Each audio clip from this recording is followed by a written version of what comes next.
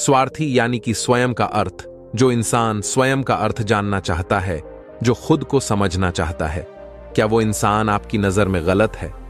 हम जब भी किसी को स्वार्थी कहते हैं तो उसका मतलब तो यही होता है कि वो आदमी स्वयं का अर्थ समझना चाहता है।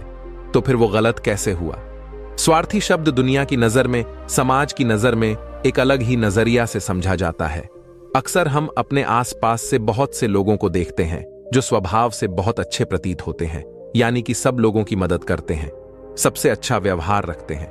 लेकिन इसके साथ हमने यह भी देखा होगा कि ऐसे लोग जो स्वभाव के अच्छे होते हैं, दूसरों की मदद करते हैं, वह दुखी भी ज्यादा रहते हैं। और जो लोग स्वार्थी होते हैं वह फलते फूलते चले जाते हैं। तो ऐसे में परमात्मा की सत्ता पर उंगली उठाना निश्चित है। लेकिन अगर यह सत्य है तो हमें कौन सा मार्ग अपनाना चाहिए? क्या हम भी दूसरों के जैसे बन जाएं? पता नहीं आप में से कितने लोग यह मानते हैं कि अच्छे लोग जीवन में बहुत दुखी रहते हैं। लेकिन इसके पीछे का सत्य क्या है? अगर हम इसके पीछे का सत्य नहीं जानेंगे, नहीं पहचानेंगे, तो कहीं ना कहीं हमारा अवचेतन मन भी बुराई की तरफ झुक जाएगा। इसीलिए अपने मन में ऐसे विचार पनपने से पहले इस बात की पूरी सच्चाई, पूरा निष्कर्ष निकाल लें, ताकि भविष्य में आपको अपने अच्छे होने पे पश्चाताप ना हो, दुख ना हो। आज की जो बोध कहानी मैं आपको सुनने वाला हूं, उसमें आपको 5 ऐसे तरीके पता चलेंगे जिसके माध्यम से अगर आप कर्म करते हैं तो आप अच्छे कर्म भी कर पाएंगे और दुखी भी नहीं होंगे। इससे पहले कि आप इस कहानी में खो जाएं, इस चैनल को सब्सक्राइब जरूर कर लें। तो चलिए कहानी शुरू करते हैं। एक गांव में मोहन नाम का एक युवक रहता था। वह अपने परिवार के साथ रहता था। उसके 2 बच्चे थे, उसकी पत्नी थी, लेकिन उसके माता पिता इस दुनिया से चल बसे थे। इसीलिए पूरे परिवार की जिम्मेदारी उसी के कंधों पर थी। बच्चे अपनी पढ़ाई करते थे और उसकी पत्नी अपने घर गृहस्थी के कामों के साथ गाय, भैंस, बकरी इत्यादि का दूध बेचकर अपना घर चलाती। और मोहन पहाड़ में पत्थर तोड़ने का काम करता था। बहुत ही मेहनत भरा काम था। पूरे दिन काम करता तो रात को थककर घर पर वापस लौटता। लेकिन इतनी मेहनत करने के बाद भी अगर मोहन को गांव का कोई भी आदमी मदद के लिए बुलाता तो मोहन कभी भी मना नहीं करता था। उसके जीवन का एक ही सिद्धांत था कि अगर मैं दूसरों की मदद करूंगा तो परमात्मा मेरा साथ देंगे, परमात्मा मेरे साथ कुछ बुरा नहीं होने देंगे। मोहन अपने इस सिद्धांत का पालन बहुत ही कड़ाई के साथ करता था। वही सिद्धांत पर इतना विश्वास करता था कि अगर कोई बाहर का आदमी उससे मदद मांग ले तो वह अपने घर का काम भी अधूरा छोड़कर उस आदमी की मदद करने के लिए पहुंच जाता था, जिस वजह से उसकी पत्नी बहुत परेशान रहती थी। वो अक्सर मोहन को समझाने की कोशिश करती थी कि सबसे पहले अपना काम करो, अपने परिवार को देखो, 2-2 बच्चे हैं हमारे और फिर भी आप दूसरों के काम करने में लगे रहते हो। अरे अपने घर को तो संभाल लो, अपना घर संभल नहीं रहा, दूसरों की मदद करने चले हैं। और जब ऐसी बातें मोहन के कानों में पड़ती तो उसके हृदय में कांटा सा चुभने लगता था और उन दोनों में लड़ाई झगड़ा शुरू हो जाता था। अक्सर उनके लड़ाई झगड़ा का यही सबसे बड़ा कारण होता था। लेकिन ना तो मोहन अपने आप को बदल पाया और ना ही उसकी पत्नी ने उसको समझाना कभी बंद किया। इसी वजह से आए दिन उनके घर में क्लेश होता रहता था। जहां तक उसे गांव वालों की बात थी तो वह मोहन के स्वभाव को जानते थे और वह जानबूझकर जो काम आसान भी होता था, जो उनके सामर्थ्य में भी होता था, उस काम के लिए वह मोहन को बुलाते थे ताकि उन्हें कम मेहनत करनी पड़े। कहने का अर्थ यह है कि गांव वाले मोहन का इस भोलेपन का फायदा उठाते थे, लाभ उठाते थे और सब पीछे से उसका मजाक उड़ा देते थे, उसे बेवकूफ कहते थे। ऐसे ही समय बीतता रहा और एक दिन मोहन की पत्नी बहुत ज्यादा बीमार पड़ गई। मोहन से जो कुछ भी सेवा हो सकती थी उसने वो सब अपनी पत्नी के लिए किया। उसने गांव के वैद्य को बुलाकर अपनी पत्नी की जांच करवाई, लेकिन यह रोग उसे वैद्य की पकड़ के बाहर था। इसीलिए उसे वेद ने कहा कि तुम अपनी पत्नी को नगर में जाकर किसी बड़े वेद को दिखाओ तो तुम्हारी पत्नी की जान बच सकती है। जल्दी से जल्द नगर पहुंचने की व्यवस्था करो, नहीं तो तुम्हारी पत्नी के प्राण संकट में हो जाएंगे। यह सुनकर मोहन के पैरों तले जमीन फिसल गई। उसने यह नहीं सोचा था कि उसकी पत्नी के प्राण संकट में है। वह सोच रहा था कि कोई साधारण सा रोग होगा जिसका इलाज हो जाएगा। लेकिन जब उसने वेद जी की यह बात सुनी तो वो घबरा गया। अब पत्नी को नगर तक कैसे लेकर जाए? क्योंकि उसके पास इतना धन नहीं था कि वो अपनी पत्नी के लिए एक घोड़ा गाड़ी करके उसमें अपनी पत्नी को लिटाकर नगर में ले जा सके। उसकी पत्नी की हालत बिल्कुल चलने की भी नहीं थी, इसीलिए उसे नगर पहुंचने के लिए किसी घोड़ा गाड़ी की जरूरत थी। संयोग से उसके पड़ोसी रामू के पास एक घोड़ा गाड़ी थी। वो अक्सर व्यापार के लिए अपनी घोड़ा गाड़ी नगर में लेकर जाया करता था। इसीलिए मोहन के मन में विचार आया कि मैं रामू की घोड़ा गाड़ी ले सकता हूं। मैं रामू की इतनी मदद करता हूं, कभी उसके काम को नहीं टालता तो वो तो मेरे काम को कभी मना ही नहीं कर सकता। और यही सोचकर वह घोड़ा गाड़ी लेने के लिए रामू के पास पहुंच जाता है। लेकिन रामू बहुत ही चालाक इंसान था। वह बिना किराए के अपनी घोड़ा गाड़ी अपने सेज संबंधियों के लिए भी नहीं ले जाता था, तो मोहन की तो दूर की बात रही। जब मोहन ने उससे घोड़ा गाड़ी के बारे में पूछा तो उसने ये कहकर उसका यह काम टाल दिया कि मेरे घोड़े बहुत ज्यादा बीमार हैं, वो शायद बच भी मुश्किल से पाएंगे। 5 दिनों से वो कुछ नहीं खा रहे, तो ऐसे में बेचारा घोड़ा गाड़ी लेकर कहां नगर तक पहुंच पाएगा। हां, अगर तुम कुछ धन की व्यवस्था कर सकते हो तो मैं अपने एक मित्र की घोड़ा गाड़ी तुम्हारे लिए मंगवा सकता हूं। यह सुनकर मोहन परेशान और चिंतित हो गया, क्योंकि उसके पास धन तो था ही नहीं। इसका मतलब उसकी पत्नी बड़े नगर में वेद के पास इलाज के लिए पहुंची नहीं पाएगी। उलझन भरे हुए विचार लिए हुए जब मोहन वापस आ रहा था तो उसने एक दिल दहला देने वाला दृश्य देखा। उसने देखा कि रामू के घोड़े, जो रामू के अनुसार बीमार थे और कुछ खा भी नहीं रहे थे, वही घोड़े गांव का ही एक युवक उसकी बांट से खोलकर बाहर ला रहा था और गाड़ी में उसको जोत रहा था। यह देखकर पहले तो मोहन को कुछ समझ में नहीं आया। उसके बाद जब मोहन ने उस युवक से पूछा तो उसने बताया कि रामू ने यह घोड़ा गाड़ी उसे किराए पर दी है। यह सुनकर मोहन का दिल टूट गया। उसने कभी सपने में भी नहीं सोचा था कि उसका सबसे अच्छा मित्र रामू उसके साथ ऐसा कर सकता है। हालांकि यह समय इस बात पर दुखी होने का वक्त नहीं था, इसीलिए मोहन वहां से जल्दी से लौट जाता है और गांव के एक सेठ के पास जाकर कुछ धन उधार लेकर रामू को दे देता है। रामू अपने मित्र की घोड़ा गाड़ी मंगवा देता है, जिसके बाद वो अपनी पत्नी को वैद्य के पास दूसरे नगर में ले जाता है। जब उसकी पत्नी का इलाज चल रहा था तो मोहन यही सोच रहा था कि एक वो दिन था जब रामू की बेटी बीमार हो गई थी और रामू यहां पर नहीं था, तो मैं पूरी रात वेद जी के पास उसके लिए बैठा रहा था, उसकी देखरेख की थी, उसकी सेवा की थी। इतने दिनों तक रामू नहीं आया था, तब मैं ही उसके परिवार की देखरेख किया करता था। है ईश्वर, यह कैसा दुर्भाग्य है जिसके लिए मैंने इतना कुछ किया। उसने एक घोड़ा गाड़ी देने से मुझे मना कर दिया, और वो भी तब जब मेरी पत्नी जिंदगी और मौत के साथ आखिरी सांसें ले रही है। कुछ देर बाद वेद बाहर आकर मोहन को एक बहुत बुरी खबर देता है। वो मोहन को बताता है कि उसकी पत्नी को कर्क रोग हो चुका है और इसका कोई भी इलाज नहीं है। उसके पास कुछ समय ही शेष बचा है। यह सुनकर मोहन दुखी होकर वहीं जमीन पर बैठ गया। उसकी पूरी दुनिया उजाड़ने वाली थी और उसे कोई रास्ता नजर नहीं आ रहा था। वैद्य जी ने तो साफ साफ कह दिया था कि उसकी पत्नी के पास अब ज्यादा समय शेष नहीं है। मोहन बहुत दुखी था, उसे कुछ समझ नहीं आता, तो वह अपनी पत्नी को वापस घर ले आया। कुछ समय के बाद ही उसकी पत्नी चल बसी और यह सदमा मोहन से बर्दाश्त ना हुआ। अब दोनों बच्चों की जिम्मेदारी उसके कंधों पर आ गई थी।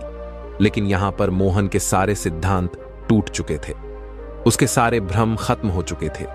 अब उसके दिमाग में एक ही बात थी कि अच्छा कर्म करने से परमात्मा साथ नहीं देता, बल्कि बुरे लोग फलते फूलते हैं, और इस बात का मैं सबसे बड़ा गवाह हूं। यह विचार अक्सर उसके दिमाग में चलते रहते थे और इसी वजह से उसका मन धीरे धीरे संन्यास्त हो गया, देश दुनिया से दूर हो गया। और एक दिन ऐसा भी आया जब वह अपने बच्चों को अपने रिश्तेदारों के पास छोड़कर इस देश दुनिया को त्याग कर एक सन्यासी बनने के लिए घर से निकल पड़ा। उसने गांव में किसी को कुछ नहीं बताया। किसी को नहीं पता था कि मोहन अचानक कहां गायब हो गया। सन्यास की दीक्षा लेने के लिए वो एक बौद्ध भिक्षुक के पास पहुंचता है। बौद्ध भिक्षुक उस समय ध्यान में बैठे हुए थे। ध्यान से बाहर आने के बाद वो बड़े ध्यान से मोहन के चेहरे को देखते हैं और उससे सन्यासी बनने का कारण पूछते हैं।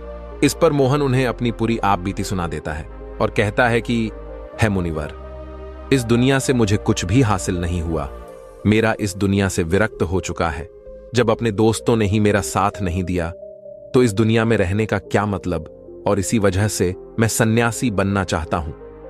ये सुनने के बाद बौद्ध भिक्षुक ने मुस्कुराते हुए स्वर में कहा कि याद रखना, भंते जीवन से विरक्त होकर सन्यासी बनना तुम्हें परम सुख तक कभी नहीं पहुंचा सकता, परमानंद तक कभी नहीं पहुंचा सकता। तुम दुनिया से अपने मन पर एक बोझ लेकर विरक्त हुए हो। तुम दुनिया से परमात्मा की खोज करने के लिए विरक्त नहीं हुए हो। इस भ्रम में कभी मत रहना। तुम संसार से विरक्त हुए हो क्योंकि संसार ने तुम्हें धोखा दिया, ऐसा तुम्हें लगता है।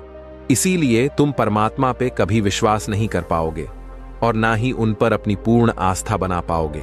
इसीलिए सन्यासी होने का भी तुम पूरा लाभ कभी नहीं उठा पाओगे। सन्यासी होने का लाभ तब मिलता है जब हमारी प्रभु में, परमेश्वर में, परमात्मा में पूर्ण आस्था बन जाती है। मैं तुमसे पूछता हूं, क्या तुम्हारी आस्था परमात्मा में है? यह सुनकर मोहन कहता है कि है मुनिवर, मैं तो दुनिया देखकर आया हूं कि जो बुरे कर्म करता है वो फलता फूलता है और जो अच्छा काम करता है उसे प्रभु कुछ भी नहीं देता। परमात्मा उसे दुख ही दुख देता है। इसीलिए मैं परमात्मा पे अपनी पूर्ण आस्था कैसे बना सकता हूं? यह सुनकर उस बौद्ध भिक्षुक ने कहा कि यही तो मैं तुम्हें समझाना चाहता हूं कि तुम पूरी ऊर्जा अपनी सन्यासी जीवन में लगाओ और उसके बाद भी तुम्हें फल प्राप्त ना हो तो तुम्हें कैसा लगेगा। इसीलिए किसी की भी मदद करने के मैं तुम्हें 5 सिद्धांत बताता हूं। यह 5 सिद्धांत समझकर संसार में वापस लौट जाओ और संसार में एक ग्रस्त जीवन जियो। उसके बाद ही सन्यासी जीवन का उदय होता है। जब हम अपने ग्रस्त जीवन को पूर्ण रूप से समझ लेते हैं और अपनी जिम्मेदारियां का निर्वाह कर देते हैं। बौद्ध भिक्षुक आगे कहते हैं कि जब भी तुम किसी की सहायता करते हो, किसी की मदद करते हो, तो उसमें सबसे पहली बात, सबसे पहला सिद्धांत जो ध्यान में रखने का होता है वह होता है कि किसी की मदद करते वक्त, किसी की सहायता करते वक्त कभी भी उससे उम्मीद मत रखना। ये मत सोचना कि आज मैंने इसकी सहायता कर दी, मदद कर दी, तो कल बदले में यह भी मेरी सहायता करेगा, मेरी मदद करेगा। अगर तुम ऐसा सोचोगे तो तुम्हें जीवन में दुखों का सामना करना ही पड़ेगा, क्योंकि एक नहीं तो दूसरा या दूसरा नहीं तो तीसरा कोई ना कोई तुम्हारी उम्मीद जरूर तोड़ेगा। और वास्तविकता में वह मदद या वह सहायता नहीं होती है, वह हमारे लालच का ही एक रूप होता है। हम उसकी सहायता या मदद सही तरीके से नहीं कर रहे हैं। हमारे मन में लालच का भाव है, हमारे मन में बदले का भाव है। हम यह सोचकर मदद करते हैं कि इसकी मदद कर देता हूं तो कल ये मेरी भी मदद करेगा, और यही लालच हमें उन लोगों की मदद करने पर विवश करता है जो किसी रूप में धनवान होते हैं, क्योंकि हमें लगता है कि कल ये आदमी धन के द्वारा मेरी मदद कर सकता है। और इसीलिए जिस इंसान को वास्तविकता में मदद की आवश्यकता है, हो सकता है वो गरीब हो, लेकिन हमारा मन अपने लालच के वशीभूत होकर उसकी मदद कभी नहीं करेगा। इसीलिए किसी की मदद और किसी की सहायता करने की अपने विचार को विस्तार दो। केवल एक प्रकार के वर्ग के लिए अपनी सहायता या अपनी मदद पेश मत करना, उस सब के लिए समान होनी चाहिए। जरा सोचो, एक तरफ तुम्हारा मित्र हो जिसके पास धन है, संपदा है, और दूसरी तरफ कोई गरीब औरत हो जो भूखी बैठी हुई है। तुम्हारा दोस्त तुमसे कहता है कि दोस्त, आज तो खाने के लिए अच्छे अच्छे पकवान मंगवा लो बाजार से, और दूसरी तरफ वो औरत तुमसे 2 सूखी रोटी मांग रही है, तो तुम किसकी मदद करोगे? कौन मदद का हकदार सबसे पहले है? सबसे पहले हमारा कर्तव्य बनता है कि उस औरत की भूख मिटाए, लेकिन अक्सर इंसान ऐसे नहीं सोचता। वो अपने दोस्त को तो खिला देगा, उसको तो बाजार से बहुत महंगी वस्तु मंगा कर दे देगा, लेकिन किसी गरीब को उसकी भूख मिटाने के लिए पैसा या धन नहीं देगा। दूसरी बात जो ख्याल में रखने की है वो ये कि सहायता करते वक्त हमारा लालच कभी भी उसके साथ नहीं जोड़ना चाहिए। अक्सर हम जब किसी की मदद करते हैं तो हमारा लालच और हमारा स्वार्थ ही उसके साथ जुड़ा होता है, और हम अपनी भविष्य की योजना तैयार करके उस आदमी की मदद करते हैं। हम यह सोचते हैं कि अगर मैं इसका यह काम करूंगा तो भविष्य में ये आदमी मेरा वो काम पूरा कर देगा, और वो सहायता, वो मदद बिल्कुल भी परमात्मा के द्वार को नहीं खटखटाती, क्योंकि वो लालच है। जाहिर है आप अपने आप को धोखा देने के लिए अपने लालच को एक सहायता, एक मददगार रूप दे रहे हैं। तीसरी बात जो ख्याल रखने की है वो ये कि अपने सामर्थ्य के हिसाब से दूसरे की मदद करो। कभी भी एक आदमी को किसी की इतनी सहायता नहीं करनी चाहिए जिससे कि उसका परिवार और उसके बच्चे कष्ट में जीवन बिताए। सबसे पहला फर्ज हमारा होता है अपने परिवार को सुखी रखना, उनकी जरूरतें पूरी करना और उसके बाद दूसरों की मदद करना आता है। लेकिन कुछ लोग दूसरों की मदद पहले करते हैं और अपने परिवार को तवज्जो कम देते हैं, जिससे कि परिवार में लड़ाई झगड़ा आए दिन पनपते रहते हैं। और ये सब हम समाज में देखते रहते हैं, अपने आसपास। अगली बात जो ख्याल में रखने की होती है वो ये कि अपना कर्म, अपनी जिम्मेदारियां पहले निभानी होती हैं। हम अपना कर्म, अपना काम छोड़कर पहले दूसरों की मदद करने के लिए चले जाते हैं, और जब दूसरा बदले में हमारी मदद नहीं करता तो हमारा दिल दुखी हो जाता है। हम सोचते हैं कि मैंने तो अपना काम छोड़कर उस आदमी की मदद की थी और वह आदमी मेरी मदद ही नहीं कर रहा है। इसीलिए अपना कर्म सर्वोपरि, अपना कर्म सबसे ऊपर, क्योंकि वही काम करने के लिए इस दुनिया में हमारा जन्म हुआ है। और सबसे आखिर में जो बात समझने की है वो ये कि परमात्मा की मर्जी से ही सब कुछ होता है। हमारा कर्तव्य है अपने कर्म को करते जाना, करनी धरनी तो ऊपर वाले के हाथ में है। इसीलिए जो कुछ भी होता है सब ऊपर वाले पे छोड़ दो। अगर तुम्हें कोई धोखा भी देता है तो ये समझ के चलो कि वह सब ऊपर वाले की करनी होती है। आप यह मान के चलो कि मैं करता नहीं हूं, मैं तो एक माध्यम हूं, करवाने वाला तो वो है, उसके सामने किसकी मर्जी चली। जब यह आस्था, यह विश्वास हमारे मन में पनपने लगता है तो हमारे सारी शिकायतें दूर हो जाती हैं, क्योंकि इस दुनिया में जो भी होता है अच्छे के लिए होता है, जो भी हो रहा है अच्छे के लिए हो रहा है, और जो भी होगा अच्छा ही होगा। चाहे हमारी बुद्धि आज वर्तमान में इस सिद्धांत को ना समझ पाए, लेकिन जीवन में कभी ना होगी। किसी एक मोड़ पर आपको जरूर यह एहसास होगा कि जो हुआ था वो अच्छे के लिए ही हुआ था। इसीलिए सारी शिकायतें दूर कर दो और बस अपना कर्म करते जाओ। अपने ग्रस्त जीवन को पूर्ण रूप से झेलो, और उसके बाद ही सन्यासी जीवन की नींव होती है। इसके बाद बौद्ध भिक्षुक ने मोहन को कहा कि भंते, तुम वापस अपने गांव लौट जाओ, अपने बच्चों का अच्छे से ख्याल रखो, उन्हें पढ़ाओ, बच्चों का पालन पोषण अच्छे तरीके से करो और अपने परिवार के साथ रहो। यह सुनकर मोहन उस महात्मा को प्रणाम करता है और वापस अपने बच्चों के साथ अपने गांव में वापस लौट आता है। गांव में किसी को खबर नहीं थी कि मोहन कहां पर गया हुआ था और वह क्या ज्ञान लेकर वापस लौटा है। लेकिन अगले दिन सुबह सुबह गांव वालों ने मोहन के चेहरे पर एक अलग ही आनंद, एक अलग ही आभा पाई। और यह जरूरी नहीं कि किसी कार्य को करना ही कर्म है, मनुष्य के विचार भी उसके कर्म ही हैं, क्योंकि विचार ही हैं जो अंततः कर्मों में परिवर्तित हो जाते हैं। तो ये जो विचार रूपी कर्म जो हमें दिखते नहीं, हमें इनका भी फल भोगना ही पड़ता है। तो ज्यादातर लोग जो इस बात की शिकायत करते रहते हैं कि मैंने तो किसी के साथ गलत नहीं किया, फिर मेरे साथ गलत क्यों हो रहा है, तो उनके साथ गलत होने का कारण यह विचार रूपी कर्म ही है जो बाहर से दिखते नहीं हैं, लेकिन हमने अपने विचारों में किए होते हैं। इसीलिए इंसान को सिर्फ बाहर से ही नहीं बल्कि अंदर से अपने विचारों से भी अच्छा होना जरूरी है। और जो ऐसा है वो कभी अपने भाग्य को नहीं खोजता कि मेरे साथ ही बुरा क्यों हो रहा है, बल्कि वो अपने हर परिस्थिति की जिम्मेदारी खुद लेता है। तो दोस्तों, कैसी लगी आपको ये कहानी? आप हमें कमेंट सेक्शन में जरूर बताना, और अच्छी लगी हो तो इस चैनल को सब्सक्राइब जरूर कर लेना। तो चलिए मिलते हैं ऐसी ही कोई नई कहानी में। तब तक के लिए